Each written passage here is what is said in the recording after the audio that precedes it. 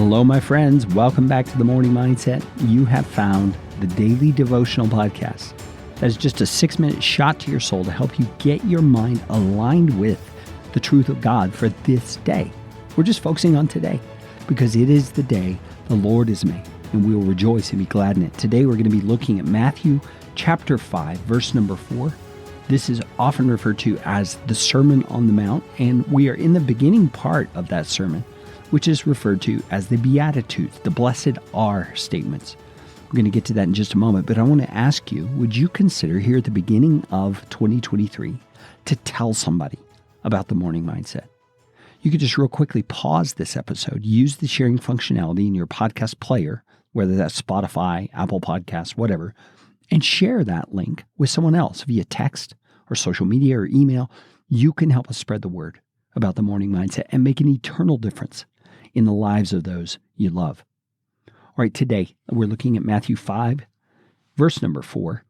And again, Jesus is teaching his disciples and possibly this massive crowd that's joined around him. And he's saying to them what life is like in the kingdom of heaven. Now, this idea, this concept of the kingdom of heaven is something they were somewhat familiar with in his day because prophets had talked about God's coming kingdom. But Jesus is informing them that with his arrival, the kingdom has come. He is implementing and instituting the principles of the kingdom for those who will follow him. And this sermon lays them out, gives us the standards of the kingdom, what it looks like, what's expected of those within it, and also the underlying spiritual power and truth of that kingdom. And we're digging into that with these Beatitudes, these blessed are statements at the beginning of Matthew 5. In Matthew 5, verse 4, he says, "Blessed are those who mourn, for they shall be comforted." Now, does that feel like a strange statement to you? Blessed are those who mourn. We don't typically think of mourning or sorrow as a condition that is particularly blessed. You see, mourning and sorrow are those things that come into our lives when we've suffered some kind of loss or some kind of tragedy. They are things where we're weeping, we're crying over some bad thing that's come into our lives. So how can that be a time of blessing? Well, Jesus says it's a time of blessing when you are a citizen of the kingdom, because you have a king who cares for you, even in that sorrowful time. You have a king who desires to come and bring comfort into your life. In the midst of that sorrow, he wants you to know you're not abandoned. He wants you to know you're not all on your own.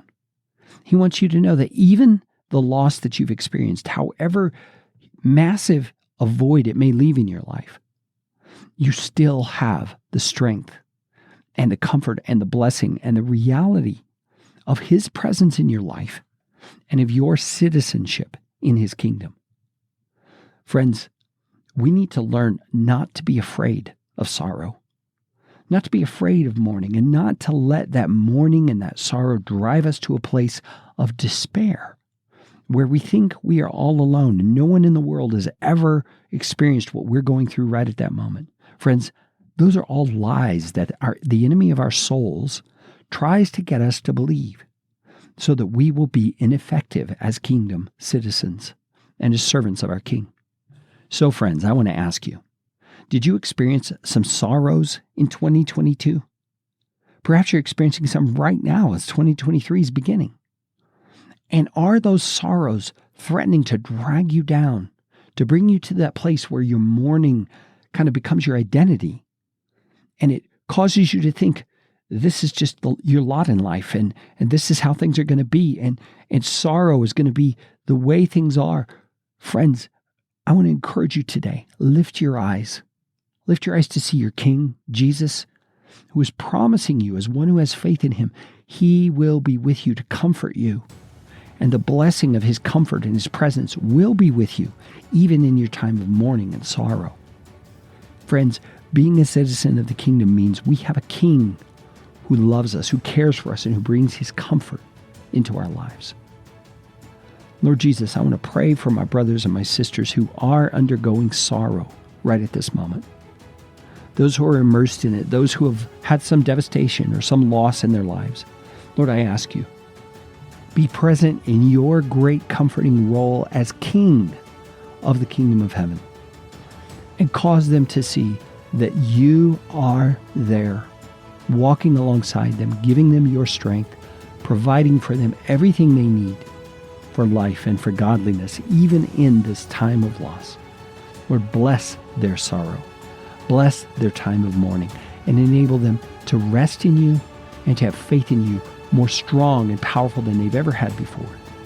I ask it in your holy and powerful name, Jesus. Amen.